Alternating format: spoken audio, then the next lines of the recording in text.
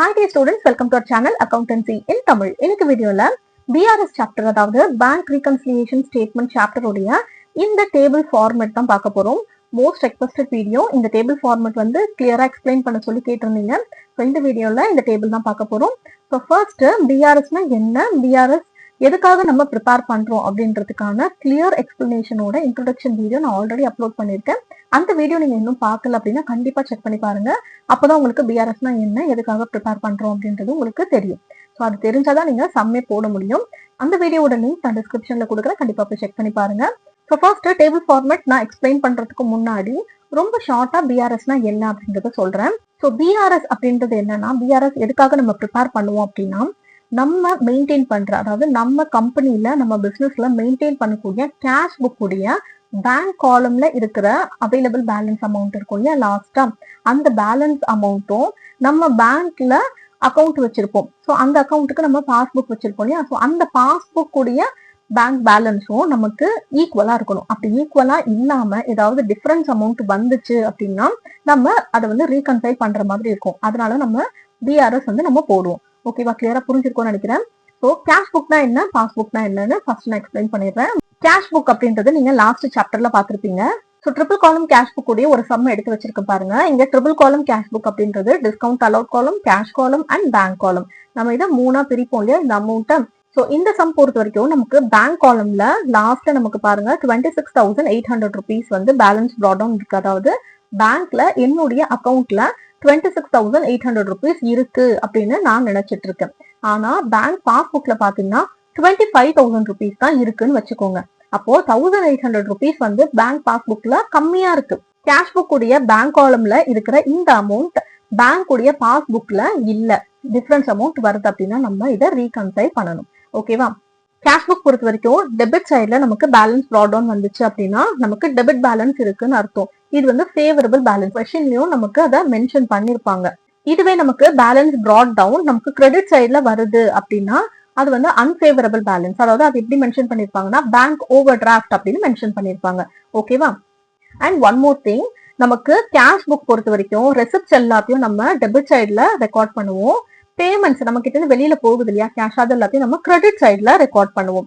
ஆனா பேங்க் பாஸ்புக்கை பொறுத்த வரைக்கும் அமௌண்ட் வந்து நமக்கு ரிசீவ் ஆகுதுன்னா அதை கிரெடிட்டட் அப்படின்றது தான் வரும். நீங்க உங்களுடைய பேரண்ட்ஸ் உடைய பேங்க் அக்கௌண்ட் உடைய பாஸ்புக் எடுத்து பாத்தீங்கன்னா உங்களுக்கே தெரியும். நம்ம அமௌண்ட் ஏதாவது டெபாசிட் பண்றோம்னா அமௌண்ட் கிரெடிட்டட் அப்படின்னு வரும். நம்ம ஏதாவது அமௌண்ட்டை வித்ட்ரா பண்றோம் அப்படின்னா அமௌண்ட் டெபிட்டட் அப்படின்னு வரும். ஓகேவா, ஸோ கேஷ் புக்குக்கும் பாஸ்புக்குக்கும் இந்த ஒரு டிஃபரன்ஸ் இருக்கும். ஸோ கேஷ் புக்னா என்ன, பாஸ்புக்னா என்னன்னு உங்களுக்கு தெரிஞ்சிருக்கும். அண்ட் கேஷ் புக் உடைய பேங்க் பேலன்ஸும் பேங்க் காலம் பேலன்ஸும் பாஸ்புக் உடைய பேலன்ஸும் நமக்கு சேமா இருக்கணும். சேமா இல்லை அப்படின்னா எதனால நம்மளுக்கு அந்த டிஃபரன்ஸ் அமௌண்ட் வருது அப்படின்றத ரீகன்சைல் பண்றது தான் BRS. Okay, first serial number கொடுத்துருக்காங்க, காசஸ் ஆஃப் டிஃபரன்ஸ் கொடுத்துருக்காங்க. இங்க காசஸ் ஆஃப் டிஃபரன்ஸ் அப்படின்றது என்னன்னா எதனால நம்மளுக்கு அந்த டிஃபரன்ஸ் அமௌண்ட் வருது. ஓகேவா, அதுக்கான ரீசன்ஸ் எல்லாமே இங்க கொடுத்துருக்காங்க ஒன் பை ஒன். நான் உங்களுக்கு ஒன் பை ஒன் எக்ஸ்பிளைன் பண்றேன். Before that favourable balance unfavourable balance அப்படின்னா என்ன அப்படின்றத உங்களுக்கு நான் ஆல்ரெடி சொல்லிட்டேன். இன்னொரு தடவை சிம்பிளா சொல்றேன் பாருங்க. நமக்கு கேஷ் புக்ல நமக்கு டெபிட் பேலன்ஸ் இருக்கு அப்படின்னா அது நமக்கு ஃபேவரபிள் பேலன்ஸ், அதாவது நமக்கு பேங்க்ல அமௌண்ட் இருக்கு அப்படின்னு அர்த்தம். அது ஃபேவரபிள் பேலன்ஸ். அன்ஃபேவரபிள் பேலன்ஸ் அப்படின்றது என்னன்னா நமக்கு பேங்க் அக்கௌண்ட்ல மைனஸ்ல அமௌண்ட் இருக்கு, பேலன்ஸ் இல்லாம பேங்க் ஓவர் டிராஃப்டா இருந்துச்சு அப்படின்னா அது வந்து கிரெடிட் பேலன்ஸ்ல காமிக்கும் கேஷ் புக். ஓகேவா, அதுக்கு பேரு தான் அன்ஃபேவரபிள் பேலன்ஸ். அன்ஃபேவரபிள் பேலன்ஸும் கொடுப்பாங்க, அப்படி இல்லைன்னா நமக்கு ஓவர் டிராஃப்ட் அப்படின்னு கொடுப்பாங்க. பேங்க் ஓவர் டிராஃப்ட்ல இருக்கு ஆஸ் பர் கேஷ் புக் அப்படின்னு கொடுப்பாங்க சம். ஓகேவா, அப்ப நம்ம வந்து அன்ஃபேவரபிள் பேலன்ஸ்ல என்ன பண்ணணும் அப்படின்றது இங்க கொடுத்துருக்காங்க. Next, as per bank statement favourable balance வந்து நமக்கு கிரெடிட்ல வரும். ஓகேவா, ஸோ கிரெடிட்ல இருந்துச்சு அப்படின்னா நமக்கு பேங்க் பாஸ்புக்ல நமக்கு அமௌண்ட் இருக்கு அப்படின்னு அர்த்தம். இதுவே unfavourable balance as per bank statement அப்படின்னு டெபிட்ல கொடுத்துருக்காங்க அப்படின்னா நமக்கு அது வந்து அன்ஃபேவரபிள், பிகாஸ் நமக்கு அமௌண்ட் ஓவர் டிராஃப்டா இருக்கு அப்படின்னு அர்த்தம். சரியா, பிஃபோர் தட் இதை நம்ம பாக்குறதுக்கு முன்னாடி ஃபர்ஸ்ட் கொஸ்டின்ல என்ன கொடுத்துருக்காங்க அப்படின்றத பாக்கணும். அதாவது நம்மளுக்கு சம்ல ஸோ இங்க கேஷ் புக் பேலன்ஸ் அப்படின்னு கொடுத்துருக்காங்க. இங்க வந்து எதுவுமே மென்ஷன் பண்ணல. ஸோ இங்க எதுவுமே மென்ஷன் பண்ணல அப்படின்னா நம்ம இதை எப்படி எடுத்துக்கணும்னா ஃபேவரபிள் பேலன்ஸ் அப்படின்னு எடுத்துக்கணும். அதாவது cash is an assert, asserts account always shows a debit balance. ஓகேவா, அப்போ இது வந்து நமக்கு டெபிட் பேலன்ஸா எடுக்கணும், ஃபேவரபிள் அக்கௌண்ட். சரியா, இதே மாதிரியே இந்த சம்ல பாருங்க overdraft as per cash book அப்படின்னு கொடுத்துருக்காங்க. அப்ப இது வந்து என்னது அன்ஃபேவரபிள் பேலன்ஸ். ஓகேவா? ஸோ இதை வச்சுதான் நம்ம சம் ஃபுல்லாவே போடணும். ஸோ ஃபர்ஸ்ட் காசஸ் ஆஃப் டிஃபரன்சஸ்ல இருக்கக்கூடிய இந்த ஒவ்வொரு விஷயத்தையும் உங்களுக்கு நான் கிளியரா எக்ஸ்பிளைன் பண்றேன். இது உங்களுக்கு புரிஞ்சாதான் நீங்க அதை ஆட் பண்ணணுமா சப்ட்ராக்ட் பண்ணணுமா அப்படின்றது உங்களுக்கு தெரியும். அட் த சேம் டைம் நமக்கு கொஸ்டின்ல என்ன கொடுத்துருக்காங்கன்றத ஃபர்ஸ்ட் பார்க்கணும். ஃபார் எக்ஸாம்பிள் இப்ப கொஸ்டின்ல balance as per cash book அப்படின்னு கொடுத்துட்டாங்கன்னு வச்சுக்கோங்களேன். நீங்க பாஸ் புக்கை கம்பேர் பண்ணணும். உங்களுக்கு balance as per cash book favourable பேலன்ஸ்ல இருக்கு அப்படின்னா நீங்க பாஸ் புக்ல நமக்கு அமௌண்ட் குறைவா இருக்கா அதிகமா இருக்கா அப்படின்றத பார்த்து தான் நீங்க வந்து ஆட் ஆர் சப்ட்ராக்ட் பண்ணணும். ஓகேவா? உங்களுக்கு இதை எக்ஸ்பிளைன் பண்ணும்போது ஈஸியாவே புரியும். ஃபர்ஸ்ட் பாருங்க, cheque issued but not presented to bank. அதாவது நான் செக் ஒருத்தருக்கு இஷ்யூ பண்ணிட்டேன், செக் ஒருத்தருக்கு கொடுத்துட்டேன், எக்ஸ் அப்படின்ற பர்சனுக்கு நான் செக் கொடுத்துருக்கேன். அந்த பர்சன் என்ன பண்ணிட்டாரு, பேங்க்ல போய் இன்னுமே அதை பிரசன்ட் பண்ணாமையே வச்சிருக்காரு. ஓகேவா? அப்ப நான் செக் இஷ்யூ பண்ணிட்டேன் அப்படின்னா நான் என்ன பண்ணுவேன், என்னோட கேஷ் புக்ல பேமெண்ட் சைட்ல நான் இஷ்யூ பண்ணேன் அப்படின்றதுனால பேமெண்ட் சைட்ல பேங்க் காலம்ல ஒரு 10,000 rupeesக்கான செக் கொடுத்துருக்கேன் அப்படின்னா பேமெண்ட் சைட்ல பேங்க் காலம்ல 10,000 rupees போட்டு வச்சிருவேன். ஓகேவா? அப்ப என்கிட்ட இப்ப கேஷ் பேலன்ஸ்ல எனக்கு 10,000 rupees அமௌண்ட் வந்து குறைவா ஆயிடும். சரியா? ஆனா பேங்க்ல நமக்கு அமௌண்ட் குறையவே குறையாது. ஏன்னா அந்த எக்ஸ்ன்ற பர்சன் போய் அந்த செக்கை பிரசன்ட் பண்ணா மட்டும்தான் பேங்க் அக்கௌண்ட்ல இருந்து என்னுடைய அமௌண்ட் வந்து எக்ஸுக்கு கொடுப்பாங்க. அது வரைக்கும் அந்த அமௌண்ட், அதாவது பேங்க்ல இருக்கிற அமௌண்ட் வந்து அப்படியே தான் இருக்கும். ஓகேவா? அப்போ எனக்கு பேங்க்ல அமௌண்ட் அதிகமா ஷோ ஆகும், கேஷ் புக்ல எனக்கு அமௌண்ட் 10,000 இப்ப கம்மி ஆயிடுச்சு. இப்ப நான் என்ன சொன்னேன், கொஸ்டின்ல பேலன்ஸ் பர் கேஷ் புக் அப்படின்னு கொடுத்தாங்கன்னா நீங்க பாஸ் புக்ல அமௌண்ட் எப்படி இருக்குன்னு பாக்கணும். அமௌண்ட் ஹையரா இருக்கா இல்ல லெஸரா இருக்கா அப்படின்றத பாக்கணும். இப்போ இந்த சிச்சுவேஷன்ல நம்மளுக்கு அமௌண்ட் ஹையரா இருக்கும், அதிகமா இருக்கும் இப்ப நம்மளுக்கு பேங்க் பாஸ் புக்ல. அதனால இந்த டிரான்சாக்சனை நீங்களும் ஆட் பண்ணிக்கணும். செகண்ட் பாருங்க, cheque directly deposited in bank by a customer. So நம்மளோட ஒரு கஸ்டமர் நமக்கு தர வேண்டிய ஒரு 20,000 rupees அமௌண்ட்டை டைரக்டா அவர் என்ன பண்ணிட்டாருன்னா என்னுடைய பேங்க் அக்கௌண்ட்ல டெபாசிட் பண்ணிட்டாரு. அது வந்து எனக்கு இப்போ தெரியாது. ஒன்ஸ் நான் என்னுடைய பேங்க்குடைய மெசேஜ் பார்க்கணும், அப்படி இல்லைன்னா என்னோட பேங்க் ஸ்டேட்மெண்ட் பாக்குற வரைக்கும் எனக்கு என்ன தெரியாது, அவரு அமௌண்ட் போட்டிருக்கிறது எனக்கு தெரியவே தெரியாது. இப்போ என்னுடைய பேங்க் அக்கௌண்ட்ல அமௌண்ட் என்னவா இருக்கும், 20,000 அதிகமா இருக்கும். ஓகேவா? ஆனா என்னுடைய கேஷ் புக்ல இப்ப 20,000 அமௌண்ட் வந்து குறைவா தான் தெரியும். ஓகேவா? சோ இப்ப நமக்கு பாஸ் புக்ல என்னவா இருக்கு, அமௌண்ட் அதிகமா இருக்கு இல்லையா? அதனால நீங்க ஆட் பண்ணிக்கணும். ஸோ பாஸ் புக்ல உங்களுக்கு அமௌண்ட் அதிகமாச்சுன்னா ஆட் பண்ணுங்க, அமௌண்ட் கம்மியாச்சு அப்படின்னா அதை நீங்க லெஸ் பண்ணிக்கோங்க. புரியுதா? Next, income directly received by bank. எனக்கு வர வேண்டிய ஏதோ ஒரு இன்கம். ஓகேவா? அந்த இன்கம் வந்து டைரக்டா பேங்க் அக்கௌண்ட்டுக்கு வந்துருது. சரியா? அப்ப எனக்கு பேங்க் அக்கௌண்ட்டுக்கு வந்த விஷயம் தெரியாது. அப்படிங்கும் போது நான் கேஷ் புக்ல அதை ரெக்கார்ட் பண்ணிருக்க மாட்டேன். அப்போ எனக்கு பேங்க்குடைய பாஸ்புக் வந்து அதிகமா இருக்கும் அண்ட் கேஷ் புக் வந்து எனக்கு அமௌண்ட் கம்மியா இருக்கும். அப்ப பாஸ்புக்ல அமௌண்ட் அதிகமா இருக்கிறதுனால அந்த டிரான்சாக்சன் நம்ம ஆட் பண்ணிக்கணும். புரியுதா? நெக்ஸ்ட், ராங் கிரெடிட் இன் த கேஷ் புக். நான் வந்து ராங்கா என்னுடைய கேஷ் புக்ல அமௌண்ட்டை கிரெடிட் பண்ணிருக்கேன். ஓகேவா? கேஷ் புக்கை பொறுத்த வரைக்கும் அமௌண்ட் கிரெடிட் ஆகுது அப்படின்னா என்னது, அமௌண்ட் நான் பே பண்ணிட்டேன் அப்படின்னு அர்த்தம். ஓகேவா? அப்ப நான் கேஷ் புக்ல என்ன பண்ணிருக்கேன், அமௌண்ட்டை கம்மியா போட்டிருக்கேன் அப்படின்னு அர்த்தம்.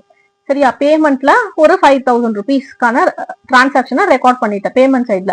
அப்ப என்னுடைய கேஷ் புக் வந்து அமௌண்ட் வந்து கம்மியா காட்டும் அண்ட் பேங்க்குடைய பாஸ்புக்ல அமௌண்ட் அப்படியே தான் இருக்கும். அப்ப கம்பேர் பண்ணும்போது ரெண்டுத்தையும் கேஷ் புக் கம்மியா இருக்கும், பேங்க் பாஸ்புக் என்னவா இருக்கும், அதிகமா இருக்கும். அதனால இந்த டிரான்சாக்சனை நம்ம ஆட் பண்ணிக்கணும். Next, undercasting of debit side of bank column of the cash book. So bank காலம்ல நமக்கு டெபிட் சைட் அப்படின்றது என்னது, ரெசிப்ட் சைடு. ஓகேவா? ரெசிப்ட் சைட்ல நமக்கு அமௌண்ட் அண்டர்காஸ்ட் ஆகிருக்கு, அதாவது அமௌண்ட் குறைவா ஷோ ஆகுது. சரியா? அப்போ அமௌண்ட் இங்க குறைவா ஷோ ஆகுது அப்படின்னா நமக்கு பாஸ்புக்ல எப்படி இருக்கும், அமௌண்ட் அதிகமா இருக்கும். ஃபார் எக்ஸாம்பிள், இப்போ டோட்டல் வந்து பேங்க் காலம்லயும் சரி, அதாவது கேஷ் புக்லயும் சரி, நமக்கு பாஸ்புக்லயும் சரி 5,000 rupees இருக்கணும். ஓகேவா? இங்க ஆனா கேஷ் புக்ல 100 cash by 1,000 rupees அப்படின்னு வச்சுக்கோங்க. அப்போ 1,000 rupees குறைவா காட்டுதுன்னா அப்ப கேஷ் புக்ல 4,000 rupees தான் இருக்கும்.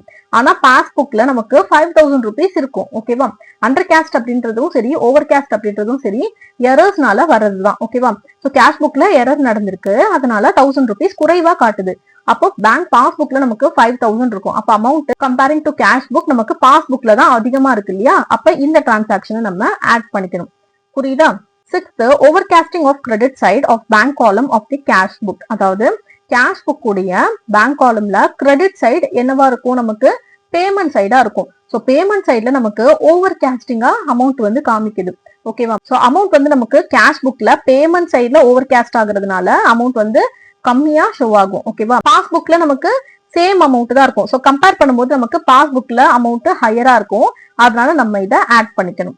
Next, bills receivable collected directly by bank. எனக்கு வர வேண்டிய பில்ஸ் அமௌண்ட், ஓகேவா, பில்ஸ் ரிசீவபிள் அமௌண்ட் டைரக்டா எனக்கு பேங்க்ல ரிசீவ் ஆகிடுச்சு. பேங்க் வந்து டைரக்டா கலெக்ட் பண்ணிட்டாங்க. ஸோ எனக்கு பேங்க்ல அமௌண்ட் ரிசீவ் ஆனதுனால என்னுடைய பேங்க் பாஸ்புக் இப்போ அதிகமா ஷோ ஆகும் அண்ட் கேஷ் புக் எனக்கு கம்மியா தான் ஷோ ஆகும். ஃபார் எக்ஸாம்பிள், எனக்கு 5000 rupeesக்கான பில்ஸ் ரிசீவபிள் அமௌண்ட்டை பேங்கே டைரக்டா கலெக்ட் பண்ணிட்டாங்கன்னு வச்சுக்கோங்க. அந்த 5000 இப்ப என்னோட பேங்க் அக்கௌண்ட்ல இருக்கும். சரியா? அப்ப பாஸ்புக்ல அமௌண்ட் அதிகமா 5000 ரூபாய் இருக்கும். என்னோட கேஷ் புக்ல நான் இன்னுமே அதை ரெக்கார்ட் பண்ணல இல்லையா? அதனால 5000 rupees என்னவா இருக்கும்? கம்மியா தான் இருக்கும். ஸோ பேங்க் பாஸ்புக்கை தான் நம்ம பார்க்கணும் இல்லையா? பேங்க் பாஸ்புக் அதிகமா இருக்கிறதுனால இந்த டிரான்சாக்ஷன் நம்ம ஆட் பண்ணிக்கணும். 8.1 check deposited but not cleared. ஓகேவா? ஒன்ஸ் நம்ம செக்கை டெபாசிட் பண்றோம் அப்படின்னா நம்ம கேஷ் புக்ல என்ன பண்ணுவோம்? செக்கை டெபாசிட் பண்றோம்னா ஒருத்தவங்க நமக்கு செக் கொடுத்துருக்காங்க. அந்த செக்கை கொண்டு போய் நம்ம பேங்க் அக்கௌண்ட்ல டெபாசிட் பண்றோம். அப்ப நமக்கு அமௌண்ட் வருது அப்படின்ற மாதிரி தானே கணக்கு. அதனால நம்ம ரெசிப்ட் சைட்ல என்ன பண்ணிருப்போம்? இப்ப 10,000க்கான செக்னு வச்சுக்கோங்களேன். 10,000 rupeesக்கான செக் வந்திருக்கு அப்படின்னு சொல்லிட்டு நம்ம ரெசிப்ட் சைட்ல அதை என்டர் பண்ணிருப்போம். அமௌண்ட் அதிகமா ஷோ ஆகும். பட் அந்த செக் என்ன ஆகல? கிளியர் ஆகல. அதாவது நம்ம கொடுத்த செக் வந்து டிசானர் ஆயிடுச்சு. அந்த நமக்கு செக் கொடுத்தாங்க இல்லையா, அந்த பர்சனுடைய பேங்க் அக்கௌண்ட்ல சஃபிஷியன்ட் பேலன்ஸ்ல ஏதோ ஒரு ரீசனுக்காக அந்த செக் வந்து நமக்கு பாஸ் ஆகல, கிளியரே ஆகல. ஓகேவா? அப்ப நமக்கு பேங்க்குக்கு காசு வருமா? வராது தானே. அப்போ பேங்க்ல நமக்கு என்ன அமௌண்ட் இதுக்கு முன்னாடி இருந்துச்சோ அதே அமௌண்ட் தான் இருக்கும். அந்த 10,000 வந்து நம்மளுக்கு இன்க்ரீஸ் ஆகிருக்காது. அப்ப பேங்க் பாஸ்புக்ல அமௌண்ட் நம்மளுக்கு குறைவா இருக்கும் இல்லையா? அதனால இதை நம்ம சப்ட்ராக்ட் பண்ணிக்கணும். 9.1 expenses directly paid by bank on standing instructions. அதாவது நம்மளுடைய எக்ஸ்பென்சஸ், ஃபார் எக்ஸாம்பிள் இஎம்ஐ, நம்ம வந்து ஏதோ ஒரு இஎம்ஐல ப்ராடக்ட் வாங்கியிருக்கோம், ஏதோ ஒரு கூட்ஸ் வந்து வாங்கியிருக்கோம்னு வச்சுக்கோங்களேன். மந்த்லி நமக்கு 5ஆம் தேதி வந்துச்சு அப்படின்னா நமக்கு ஒரு 5,000 rupeesக்கான இஎம்ஐ அப்படின்னா அந்த 5,000 rupees என்ன ஆயிடும்? நமக்கு பேங்க் அக்கௌண்ட்ல இருந்து டைரக்டா அதை டிடெக்ட் பண்ணிடுவாங்க. டிடெக்ட் பண்ணி நம்ம யாருக்கு பே பண்ணுவோம் அவங்களுக்கு பேங்க் வந்து பே பண்ணிடும். ஓகேவா? ஸோ இந்த மாதிரி தான் ஸ்டாண்டிங் இன்ஸ்ட்ரக்ஷன்ஸ் படி நம்மளுக்கு எக்ஸ்பென்சஸ் ஏதோ இருக்கு, அதை டைரக்டா பேங்க் வந்து பே பண்ணிடுதுன்னு வச்சுக்கோங்க. அப்போ நமக்கு பேங்க் பாஸ்புக்ல அமௌண்ட் குறைவாயிடும். ஓகேவா? ஆனா நமக்கு கேஷ் புக்ல அதை என்டர் பண்ற வரைக்கும் நம்ம கேஷ் புக் உடைய பேலன்ஸ் வந்து ஹையரா தான் இருக்கும். பாஸ்புக்ல நமக்கு அமௌண்ட் என்னவாயிடும்? குறைஞ்சு போயிடும். அப்போ இது அக்கார்டிங் டு பாஸ்புக் நம்ம இதை சப்ட்ராக்ட் பண்ணிக்கணும். 10th bank charges levied by bank. அதாவது நமக்கு பேங்க் சார்ஜஸ் ஏதோ போட்டிருக்காங்க பேங்க். ஃபார் எக்ஸாம்பிள், நமக்கு மெசேஜ் வரதுக்கெல்லாம் நமக்கு ஒரு அமௌண்ட் வந்து பிடிப்பாங்க. நம்மளுடைய பேங்க் அக்கௌண்ட்ல இருந்து அவங்களே எடுத்துப்பாங்க. உங்களுக்கு தெரியும்னு நினைக்கிறேன். உங்களுடைய பேரண்ட்ஸ் கிட்ட கேட்டீங்கன்னா உங்களுக்கு தெரியும். நமக்கு மெசேஜஸ் வரதுக்காக நம்மளுக்கு அமௌண்ட் பிடிப்பாங்க. அதே மாதிரி நம்ம டெபிட் கார்டு வச்சிருக்கோம் இல்லையா? ஸோ அந்த டெபிட் கார்டு யூசேஜ்க்காக சம்டைம்ஸ் நம்மளுக்கு வந்து அமௌண்ட் ஏதோ ஒன்று சார்ஜ் பண்ணுவாங்க பேங்க்ல இருந்து. ஸோ அந்த மாதிரி பேங்க் சார்ஜஸ் வந்து ஏதோ நம்மளுக்கு பிடிச்சிருக்காங்க. அப்ப பேங்க்ல இருந்து அவங்களே எடுத்துப்பாங்க இல்லையா நம்ம பேங்க் அக்கௌண்ட்ல இருந்து. அப்ப நம்மளுக்கு பேங்க் பாஸ்புக்ல அமௌண்ட் என்ன ஆயிடும்? குறைஞ்சு போயிடும். நம்ம அதை கேஷ் புக்ல ரெக்கார்ட் பண்ணிருக்க மாட்டோம். அதனால நம்மளுக்கு கேஷ் புக் பொறுத்த வரைக்கும் அமௌண்ட் வந்து அதிகமா தெரியும். பாஸ்புக்ல அது என்ன ஆயிடும்? குறைஞ்சிடும். அதனால அதை நம்ம சப்ட்ராக்ட் பண்ணிக்கணும். Next, locker rent levied by bank. இப்ப நம்ம பேங்க்ல ஒரு லாக்கர் வச்சிருக்கோம் அப்படின்னா அந்த பேங்க் லாக்கர் நம்ம யூஸ் பண்ணிக்கிறதுக்காக நம்ம பேங்க்குக்கு பே பண்ணணும். ஓகேவா? ஸோ அந்த பேமெண்ட்டை பேங்க் என்ன பண்ணிக்கிறாங்க? நம்ம பேங்க் அக்கௌண்ட்ல இருந்து இந்த டேட்ல மந்த்லியோ இல்ல 6 months ஒன்ஸோ வாட் எவர் இட் இஸ், அந்த பேமெண்ட்டை நம்ம பேங்க் அக்கௌண்ட்ல இருந்து டிடெக்ட் பண்ணிடுவாங்க. ஓகேவா? ஸோ அந்த மாதிரி சார்ஜஸ் வந்து பேங்க் போடுறாங்க, லாக்கர் ரெண்ட்டுக்காக எடுக்கிறாங்க அப்படின்னா பேங்க்ல நமக்கு அமௌண்ட் என்னவாயிடும்? குறைஞ்சு போயிடும். நம்ம கேஷ் புக்ல அமௌண்ட் பேலன்ஸ் வந்து எப்படி இருக்கும்? ஹையரா இருக்கும். ஸோ குறைஞ்சு போகுது இல்லையா பாஸ்புக்ல, அதனால இதை நம்ம சப்ட்ராக்ட் பண்ணிக்கணும். நெக்ஸ்ட் 12th பாருங்க, ராங் டெபிட் இன் த கேஷ் புக். அதாவது டெபிட் அப்படின்றது அக்கார்டிங் டு கேஷ் புக் நம்ம ரெசிப்ட்ல அமௌண்ட் வந்து அதிகமா போட்டுட்டோம். ஓகேவா? ஸோ அமௌண்ட் அதிகமா போட்டுட்டோம் அப்படின்றதுனால இப்ப கேஷ் புக் என்னவா இருக்கும்? அதிகமா தெரியும் நம்மளுக்கு. ஆனா பேங்க் பாஸ்புக்ல ஆக்சுவல் அமௌண்ட் என்னவோ அதுதான் இருக்கும் பாஸ்புக்ல. அப்போ பாஸ்புக் வந்து கம்பேரிங் டு கேஷ் புக் கம்மியா இருக்கும். அப்ப பாஸ்புக் கம்மியா இருக்கிறதுனால இதை நம்ம சப்ட்ராக்ட் பண்ணிக்கணும். Next 13 wrong debit in the bank statement. Bank statement படி டெபிட் பண்றதுல ஏதோ ஒண்ணு தப்பு பண்ணிருக்காங்க அப்படின்னு அர்த்தம். அதாவது பாஸ்புக் பொறுத்த வரைக்கும் நமக்கு அமௌண்ட் டெபிட் ஆகுது அப்படின்னா நான் என்ன சொல்லியிருக்கேன்? நம்ம அமௌண்ட் வந்து ஏதோ ஒண்ணு வித்ட்ரா பண்ணிருக்கோம் அப்படின்றது அர்த்தம். ஓகேவா? அப்போ என்ன பண்ணிட்டாங்க? நம்ம பேங்க்ல இருந்து அமௌண்ட்டை கம்மி பண்ணி விட்டுட்டாங்க. ஓகேவா, தப்பா வந்து டெபிட் பண்ணிருக்காங்க அமௌண்ட். அப்ப பேங்க் ஸ்டேட்மெண்ட்ல அமௌண்ட் கம்மி ஆயிடுச்சு.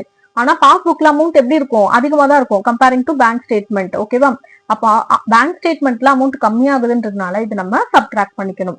Next, over casting of debit side of bank column of the cash book. அதாவது பேங்க் காலம்ல டெபிட் சைட் அப்படின்றது நமக்கு என்னது, கேஷ் புக்ல ரெசிப்ட் சைட். ஓகேவா, சோ ரெசிப்ட் சைட்ல அமௌண்ட் வந்து ஓவர் காஸ்ட் ஆகிருக்கு. ஓவர் காஸ்ட் என்னது, தவறுதலா அதிகமான அமௌண்ட் வந்து பேலன்ஸ்ல நம்மளுக்கு ஷோ ஆகுது. ஓகேவா, அப்ப அதிகமான அமௌண்ட் பேலன்ஸ்ல ஷோ ஆகுது அப்படின்னா ஆக்சுவல் அமௌண்ட் என்னவோ அதுதான் பேங்க் பாஸ்புக்ல ஷோ ஆகும். ஃபார் எக்ஸாம்பிள் 10,000 இருக்கணும் போத் கேஷ் புக்லயும் பாஸ்புக்லயும். ஆனா நம்மளுக்கு 1000 rupees ஓவர் கேஸ்ட் ஆகி காமிக்குது. அப்ப அதிகமா நம்மளுக்கு ஷோ ஆகும். ஓகேவா, ஆனா பேங்க் பேலன்ஸ்ல நம்மளுக்கு எவ்வளவு இருக்கும், ஆஸ் பர் பாஸ்புக்ல நமக்கு 10,000 தான் இருக்கும். ஆனா இங்க நம்மளுக்கு கேஷ் புக்ல 11,000 ஷோ ஆகும். அப்ப பாஸ்புக் வந்து நமக்கு கம்மியா தான் இருக்கும் இல்லையா, அதனால இதை நம்ம சப்ட்ராக்ட் பண்ணிக்கணும். Next, under casting of credit side of bank column of the cash book. அதாவது பேங்க் காலம் உடைய கிரெடிட் சைடு அப்படின்னா கேஷ் புக்ல எது, பேமெண்ட் சைடு. சோ இதுக்கு அப்படியே ஆப்போசிட். ஓகேவா, அண்டர் காஸ்ட் ஆச்சு அப்படின்னா நமக்கு அமௌண்ட் அதிகமா இருக்கும். பேமெண்ட் சைட்ல அண்டர் காஸ்ட் ஆச்சுன்னா அமௌண்ட் அதிகமா இருக்கும். ஓகேவா, அப்போ பேங்க் பாஸ்புக்ல நமக்கு அமௌண்ட் கம்மியா தான் இருக்கும். இந்த ஓவர் காஸ்டிங் அண்டர் காஸ்டிங் பத்தி ரெக்டிபிகேஷன் ஆஃப் எரர்ஸ் சாப்டர் பார்க்கும்போது உங்களுக்கு இன்னுமே கிளியரா புரியும். ஓகேவா, ஸோ அக்கார்டிங் டு பாஸ்புக் நமக்கு அமௌண்ட் குறைவா இருக்கிறதுனால இந்த டிரான்சாக்ஷனை நம்ம சப்ட்ராக்ட் பண்ணிக்கணும். Okay, next, interest on bank over draft charge. இப்ப நமக்கு பேங்க்ல ஓவர் டிராஃப்டா இருக்கு. சரியா, ஸோ பேங்க்ல ஓவர் டிராஃப்ட் அப்படின்றது என்னன்னு உங்களுக்கு தெரிஞ்சிருக்கும். அமௌண்ட் வந்து மைனஸ்ல இருக்கும். சரியா, குறிப்பிட்ட டேட்குள்ள இந்த ஓவர் டிராஃப்ட் அமௌண்ட்டை நம்ம பே பண்ணிடணும். பேங்க்ல போய் நம்ம பேங்க் அக்கௌண்ட்ல போட்டுறணும் அமௌண்ட்டை. அப்படி போடல அப்படின்னா பேங்க் என்ன பண்ணுவாங்கன்னா அதுக்கு சார்ஜஸ் போடுவாங்க. ஓகேவா, அந்த சார்ஜஸ் தான் அந்த இன்ட்ரெஸ்ட் அமௌண்ட் வந்து சார்ஜ் பண்றாங்க பேங்க். அப்ப பேங்க் என்ன பண்ணிடும், அவங்களே அமௌண்ட் வந்து டிடெக்ட் பண்ணிப்பாங்க பேங்க் அக்கௌண்ட்ல இருந்து. ஓகேவா, அப்போ அமௌண்ட் வந்து என்ன ஆயிடும், குறைஞ்சு போயிடும் பேங்க் பாஸ்புக்ல. சரியா, கேஷ் புக்ல நமக்கு அமௌண்ட் அதிகமா தான் ஷோ ஆகும். ஏன்னா நம்ம பேங்க் ஓவர் டிராஃப்ட் உடைய சார்ஜஸ் நம்ம இன்னும் கேஷ் புக்ல என்டர் பண்ணல இல்லையா, அதனால கேஷ் புக் அதிகமா ஷோ ஆகும், பாஸ்புக் வந்து நம்மளுக்கு கம்மியா ஷோ ஆகும். சரியா, அப்ப நம்ம இதை நம்ம என்ன பண்ணணும், சப்ட்ராக்ட் பண்ணிக்கணும். இப்போ ஃபைனல் பேலன்ஸ் நம்மளுக்கு ஒரு அமௌண்ட் கிடைக்கும் இல்லையா, அந்த அமௌண்ட் பாசிட்டிவா வருதா நெகட்டிவா வருதான்னு பார்க்கணும். ஓகேவா, if answer is positive then favourable balance credit அப்படின்னு போட்டுக்கணும். பேங்க் உடைய ஃபேவரபிள் பேலன்ஸ் வந்து கிரெடிட்ல தான் வரும். ஓகேவா, ஸோ ஃபேவரபிள் பேலன்ஸ் கிரெடிட் அப்படின்னு போட்டுக்கணும் ஆஸ் பர் பேங்க் ஸ்டேட்மெண்ட்.